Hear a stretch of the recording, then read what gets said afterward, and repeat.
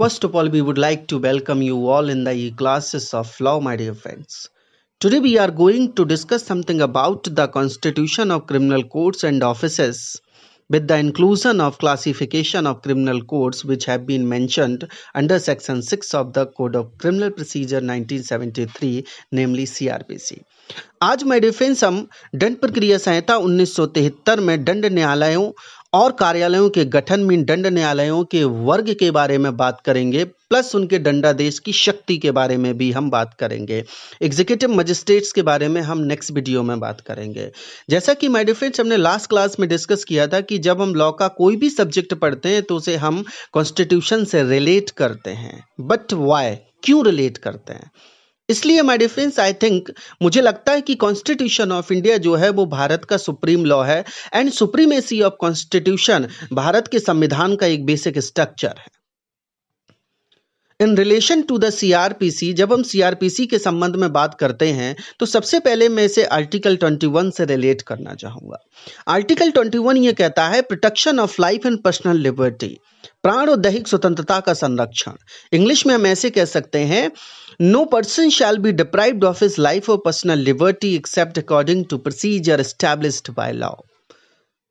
प्राण और दैहिक स्वतंत्रता का संरक्षण, किसी व्यक्ति को उसके प्राण और दैहिक स्वतंत्रता से विधि द्वारा स्थापित प्रक्रिया के अनुसार ही वंचित किया जाएगा, अन्यथा नहीं।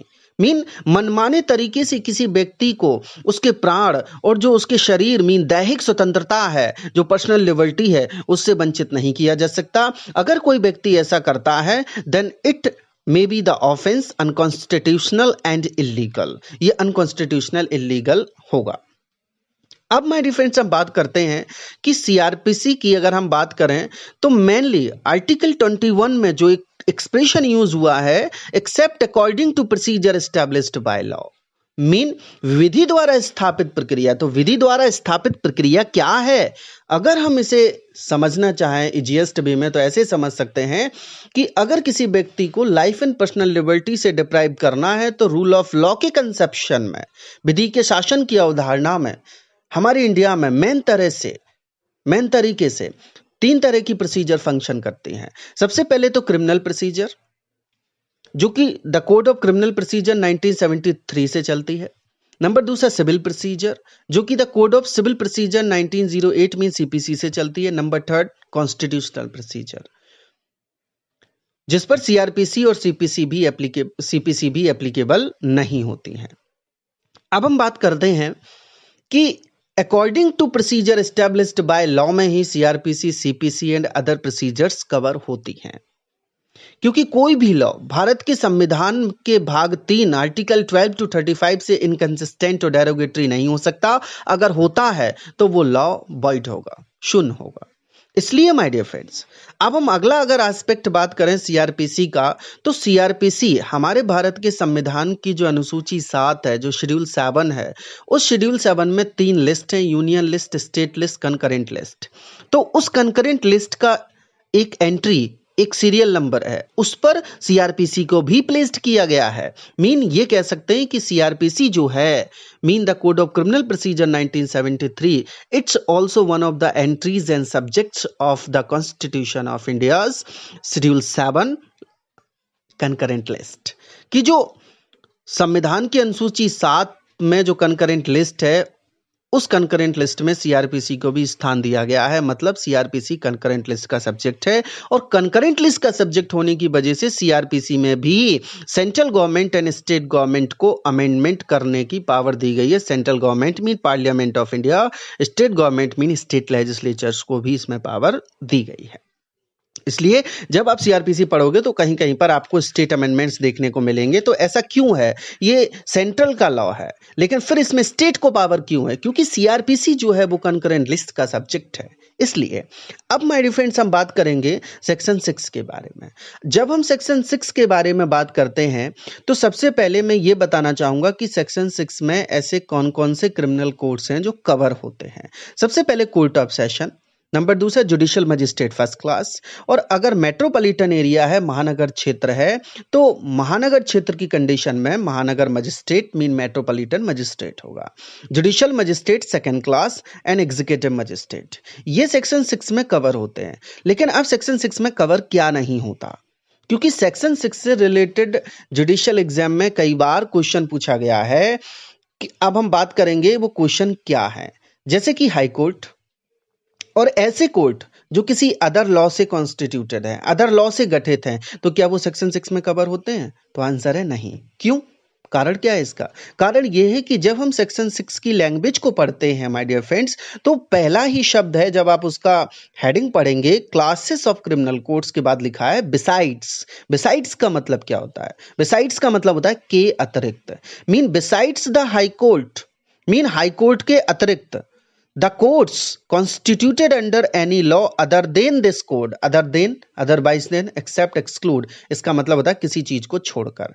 तो हाई कोर्ट के अतिरिक्त और ऐसे न्यायालय जो किसी अदर लॉ में, एनी लॉ में गठित हैं, कॉन्स्टिट्यूटेड हैं, other than this code mean CrPC को छोड़कर, मीन हाई कोर्ट्स और ऐसे कोर्ट जो किसी अदर लॉ से कॉन्स्टिट्यूटेड हैं, तो उन वो कोर्ट्स जो हैं वो अतिरिक्त हैं, सीआरपीसी सेक्शन 6 की एम्बिट में नहीं आएंगे।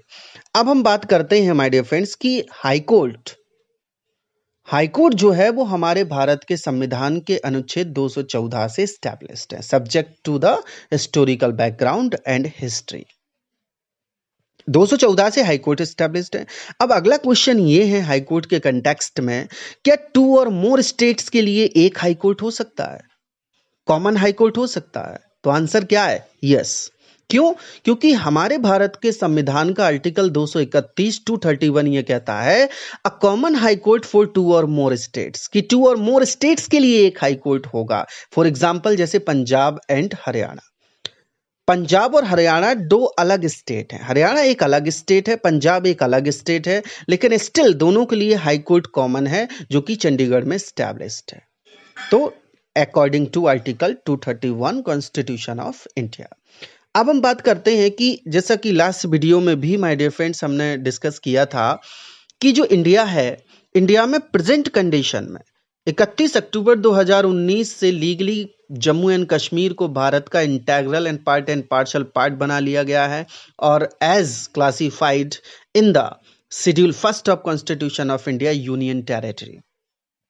अब हम बात करते हैं कि हमारा जो भारत का संविधान है उसके अनुसूची फर्स्ट के अनुसार इंडिया में प्रेजेंट में 28 राज्य हैं और 8 केंद्र शासित प्रदेश हैं, 28 स्टेट्स हैं एंड 8 यूनियन टेरिटरीज हैं। तो अब क्वेश्चन ये है, क्या यूनियन टेरिटरीज के लिए जो केंद्र शासित प्रदेश हैं उनके लिए हमारे भारत के संविधान में क्या कोई आर्टिकल उपबंधित किया गया है? क्या कोई अनुच्छेद है जो यूनियन टेरिटरी में हाई कोर्ट के एस्टैब्लिशमेंट की बात करता हो, हाई कोर्ट के गठन की बात करता हो? तो इसका आंसर क्या है? इसका आंसर है my dear friends article 241 constitution of India, अनुच्छेद 241। अनुच्छेद 241 कहता है high court for union territory, कि यूनियन टेरिटरी केंद्र शासित प्रदेश के लिए भी संसद एक हाई कोर्ट की व्यवस्था कर सकती है। अब हम बात करते हैं, वैसे इसके फर्दर डिस्कशन में हम नेक्स्ट कमिंग क्लासेस में करेंगे क्योंकि अभी हमारा टॉपिक सेक्शन 6 और सेंटेंसिंग पावर है इसलिए। और जहां तक हम सुप्रीम कोर्ट की बात करते हैं तो supreme court of India is also subject to the historical background and history as required. ऐतिहासिक पृष्ठभूमि के अध्ययन जो सुप्रीम कोर्ट है भारत का वो article 124 mean under article 124 constitution of India से एस्टैब्लिश्ड है। अब माय डियर फ्रेंड्स हमने बात किया कि सेक्शन 6 के बारे में, अभी मैंने आपको बताया था कि कौन कौन से कोर्ट्स हैं जो इसमें कवर होते हैं और कौन कौन से कोर्ट्स हैं जो कवर नहीं होंगे, मैंने ये अभी आपको क्लैरिफाई किया। अब माय डियर फ्रेंड्स हम बात करते हैं कि जो हमारे क्रिमिनल कोर्ट्स हैं, तो अगर कोई ऑफेंस कॉन्स्टिट्यूट होता है तो क्या सबसे पहले हम हाई कोर्ट जाएंगे या सबसे पहले हम सुप्रीम कोर्ट जाएंगे?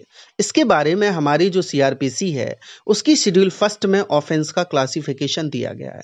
उसमें यह लिखा हुआ है कि अगर कोई व्यक्ति मीन जो ऑफेंस करने वाला होता है वो एक्यूज्ड जिसके अगेंस्ट में होता है वो प्रोसिक्यूशन, जो विक्टिम है वो प्रोसिक्यूशन है हमारे समझने के लिए।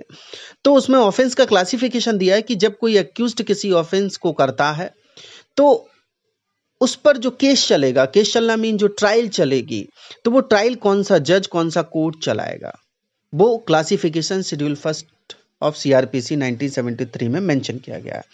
तो सेंटेंसिंग पावर समझने से पहले हमें दो चीजें समझना पड़ेंगी। सबसे पहले पनिशमेंट और sentence. Mean next question is before us my dear friends, what's the difference between punishment and sentence. कि पनिशमेंट और सेंटेंस में क्या डिफरेंस है।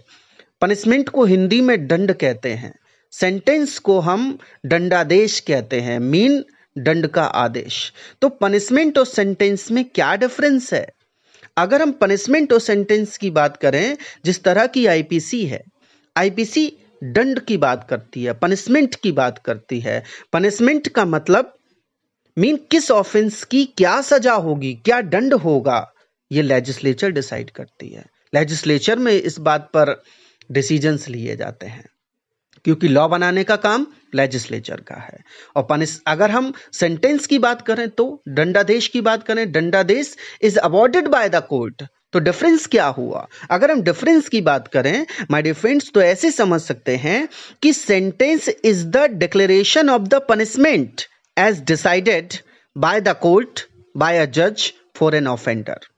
मीन जो सेंटेंस है वो कोर्ट, जज और मजिस्ट्रेट के द्वारा डिसाइड किया जाता है, अवॉर्ड किया जाता है। Sentence is awarded by the court और मजिस्ट्रेट और जज, but punishment is prescribed bye the legislature. Punishment जो है वो लेजिस्लेचर प्रिस्क्राइब करती है। मीन हम इसे ऐसे कह सकते हैं कि when the punishment is awarded, जब दंड को दे दिया जाता है, पास कर दिया जाता है, when the punishment is awarded then the punishment is changed into sentence. तो पनिशमेंट क्या बन जाती है, सेंटेंस बन जाती है। सो माय डियर फ्रेंड्स, अब हम फर्दर बात करते हैं। As I have told you the difference between punishment and sentence. Punishment is prescribed और mentioned by the legislature and sentence is passed और अवॉर्डेड बाय द कोर्ट और जज और मजिस्ट्रेट। अब हम बात करते हैं माय डियर फ्रेंड्स कि हमारा जो कोर्ट ऑफ सेशन है उसमें मजिस्ट्रेट कोर्ट्स कौन कौन से होते हैं और कोर्ट ऑफ सेशन में कौन कौन होता है, इसके बारे में हम थोड़ा सा बात करेंगे। प्रिसाइडिंग ऑफिसर्स मीन जजेस और जुडिशियल ऑफिसर्स के बारे में वी कैन अंडरस्टैंड। हम इसको ऐसे समझ सकते हैं माय डिफेंस की अभी हम इसको समझने के लिए एरिया बेसिस पर for the convenience of study two parts में डिवाइड कर सकते हैं एज पर सीआरपीसी। एक तो वो एरियाज हैं जो मेट्रोपॉलिटन एरियाज नहीं हैं, और एक वो एरियाज है माय डियर फ्रेंड्स जो कि मेट्रोपॉलिटन एरिया का मतलब महानगर क्षेत्र है। अब अगला क्वेश्चन ये है कि महानगर क्षेत्र कौन सा होता है एज पर सीआरपीसी। ऐसे कौन कौन से एरियाज हैं जो मेट्रोपॉलिटन एरियाज की कैटेगरी में आते हैं। तो इसको हम जनरली ऐसे समझ सकते हैं as per section 8 of CrPC. Section 8 of CrPC के अनुसार माय डियर फ्रेंड्स महानगर क्षेत्र के बारे में बताया गया है सेक्शन 8 में, जो ये कहता है कि जिसकी जनसंख्या 10 लाख से अधिक है वो महानगर क्षेत्र होगा। मीन शब्द यूज किए गए हैं एक्सीड्स 1 मिलियन। 10 लाख बराबर 1 million, 10 lakh as equal to 1 million. तो ऐसा एरिया जिसकी जनसंख्या 10 लाख से अधिक है वो महानगर क्षेत्र होगा, और ये राज्य सरकार अधिसूचना द्वारा state government by notification issue करके बताएगी कि कौन सा क्षेत्र महानगर क्षेत्र होगा, कौन सा क्षेत्र महानगर नहीं होगा। तो ये पावर स्टेट गवर्नमेंट की है एज पर सेक्शन 8, जिसकी जनसंख्या 10 लाख से अधिक है। तो जो एरिया महानगर नहीं है उनमें क्लासिफिकेशन ऑफ क्रिमिनल कोड्स अलग है, और जो महानगर क्षेत्र जिन्हें राज्य सरकार ने अधिसूचना के द्वारा घोषित कर रखा है, स्पेसिफाइड कर रखा है, उनमें क्लासिफिकेशन ऑफ कोड्स अलग है। तो दोनों के बारे में हम डिस्कस करेंगे। अब माय डियर फ्रेंड्स नेक्स्ट ये है कि अगर हम वो एरिया जो महानगर क्षेत्र नहीं है उसमें सबसे पहले जुडिशियल मजिस्ट्रेट सेकंड क्लास, उसके बाद judicial magistrate first class, additional chief judicial magistrate ACGM and CGM chief judicial magistrate, यहाँ तक जेएमएससी से लेकर सीजीएम तक मजिस्ट्रेट कोर्ट्स हैं। और इसके ऊपर की बात करें असिस्टेंट सेशन जज, एडिशनल सेशन जज और सेशन जज, ये कोर्ट ऑफ सेशन में आते हैं। अब माय डियर फ्रेंड्स, अगर हम यहां पर बात करें, जो कोर्ट ऑफ सेशन है वो सेक्शन 9 में दिया गया है। सेशन जज की अपॉइंटमेंट से रिलेटेड प्रोविजन जो है वो सबसेक्शन 2 ऑफ सेक्शन 9 में दिया गया है। एडिशनल सेशन जज की अपॉइंटमेंट से related provision subsection 3 of section 9। Assistant session जज से related provisions subsection 3 of section 9। Chief judicial magistrate subsection 1 of section 12 of CrPC. ACGM subsection 2 of section 12 of CRPC. Judicial Magistrate First Class and Judicial Magistrate Second Class Section 11 of CRPC. अब ये तो वो बताया मैंने आपको जो metropolitan area नहीं है, नॉर्मल एरियाज हैं, और जहां महानगर क्षेत्र हैं वो। महानगर क्षेत्र की बात करें तो महानगर क्षेत्र में मजिस्ट्रेट कोर्ट्स तक कुछ नाम चेंज कर दिए गए हैं। जैसे मेट्रोपॉलिटन जो एरिया होता है वहां पर मेट्रोपॉलिटन मजिस्ट्रेट होता है, शॉर्ट में हम उसे एमएम कह सकते हैं, as per subsection 2 of section 16 of CrPC. जो एडिशनल चीफ मेट्रोपॉलिटन मजिस्ट्रेट होता है वो सबसेक्शन 2 ऑफ सेक्शन 17 से रिलेटेड है, and chief metropolitan magistrate subsection 1 of section 17 of CrPC से रिलेटेड है। मीन जो सीजीएम है उसका नाम मेट्रोपॉलिटन एरिया में चीफ मेट्रोपॉलिटन मजिस्ट्रेट हो जाता है, और जो एसीजीएम है नॉर्मल एरियाज में, जैसे हम कहते हैं additional chief judicial magistrate, metropolitan area में उसका नाम एडिशनल चीफ मेट्रोपॉलिटन मजिस्ट्रेट हो जाता है। जो जीएमएफसी है जुडिशियल मजिस्ट्रेट फर्स्ट क्लास, उसका नाम जो है वो मेट्रोपॉलिटन मजिस्ट्रेट हो जाता है। अब अगला क्वेश्चन ये है माय डियर फ्रेंड्स हमारे सामने कि इनकी सेंटेंसिंग पावर क्या है। What is the sentencing power of court of session and magistrate courts? Metropolitan areas में क्या है और जो मेट्रोपॉलिटन एरियाज नहीं है उनमें क्या है। और अब हम बात करते हैं कि सीजीएम को जो पावर है वही पावर एसीजीएम को होगी। जो power additional chief metropolitan magistrate को दी गई है, मतलब जो पावर चीफ मेट्रोपॉलिटन मजिस्ट्रेट को दी गई है वही power additional chief metropolitan magistrate को होगी। अब बात यह है कि ये जो पावर है एडिशनल सीएमएम और जो एसीजीएम है, इनकी जो पावर है, इनको सीजीएम की पावर्स होंगी, तो ये कहाँ लिखा है सीआरपीसी में, किस सेक्शन से होंगी? तो जो एडिशनल चीफ जुडिशियल मजिस्ट्रेट है इसको सीजीएम की ऑल पावर्स होंगी, बट हाईकोर्ट के निर्देशानुसार। The same has been mentioned under subsection 2 of section 12 of CrPC.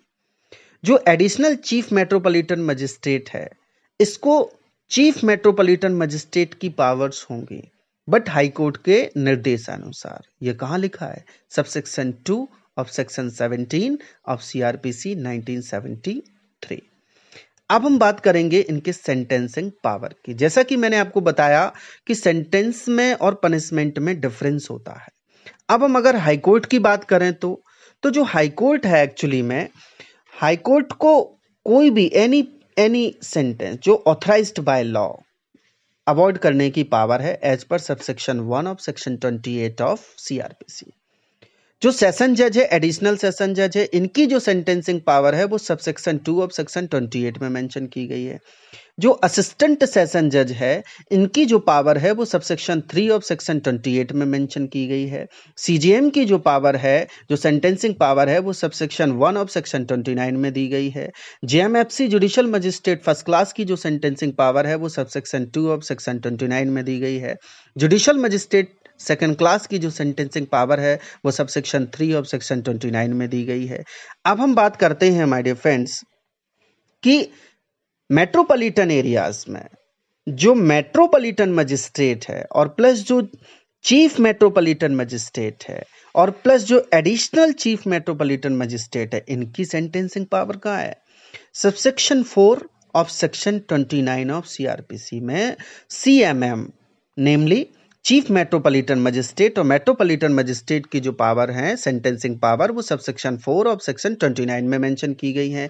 अभी मैंने आपको बताया कि एडिशनल चीफ जुडिशियल मजिस्ट्रेट जो है इसकी सेंटेंसिंग पावर वही होगी जो कि सीजीएम की है, बट हाईकोर्ट के निर्देशानुसार सबसेक्शन 2 ऑफ सेक्शन 12। एंड अगर एडिशनल चीफ मेट्रोपॉलिटन मजिस्ट्रेट की सेंटेंसिंग पावर क्या होगी, मतलब ये एडिशनल चीफ मेट्रोपॉलिटन मजिस्ट्रेट की जो सेंटेंसिंग पावर है वो वही होगी जो कि चीफ मेट्रोपॉलिटन मजिस्ट्रेट की है, हाईकोर्ट के निर्देशानुसार as per subsection 2 of section 17 CrPC में प्लेस की गई है। Right now my dear friends, अब मैं आपको बताना चाहूंगा कि इनकी जो सेंटेंसिंग पावर है वो कितनी है। So please listen carefully. Judicial magistrate second class 1 साल की सजा mean imprisonment, 5,000 rupees fine. Judicial magistrate first class की sentencing power 3 years imprisonment, 10,000 rupees fine. And CGM ACGM, जैसा मैंने अभी आपको क्लैरिफाई किया, इनकी जो सेंटेंसिंग पावर है वो 7 इयर्स एंड अनलिमिटेड फाइन। अब ये जो शब्द है अनलिमिटेड फाइन, ये भी मैं आपको क्लैरिफाई कर देना चाहूंगा क्योंकि इसके संबंध में हमें आईपीसी में चलना पड़ेगा। आईपीसी का सेक्शन 63 क्या कहता है कि आईपीसी जो है, इसे मैं फर्दर और कमिंग क्लासेस में आपको बताऊंगा। आईपीसी सेक्शन 63 जो है वो जुर्माने की रकम के बारे में बात करता है, अमाउंट ऑफ फाइन। अगर आप आईपीसी पढ़ेंगे तो आईपीसी में आप कुछ ऐसे सेक्शंस देखेंगे जिनमें फाइन का जो अमाउंट है वो स्पेसिफाइड किया गया है, जैसे 100 रुपए, 250 रुपए, 500 रुपए, 1,000 रुपए। ये जो सम ऑफ अमाउंट है, जो फाइन है, वो स्पेसिफाइड है कि 1,000 रुपए होगा या 100 रुपए से कम नहीं होगा, 500 तक हो सकेगा। ये फाइन का स्पेसिफिकेशन है। लेकिन जो सेक्शन 63 है वो क्या कहता है, वो ये कहता है कि जहां पर जो जुर्माने की रकम है जब वो अभिव्यक्त नहीं की गई है, मीन स्पेसिफाइड नहीं है, एक्सप्रेस्ड नहीं है, तो जुर्माना कितना हो सकेगा।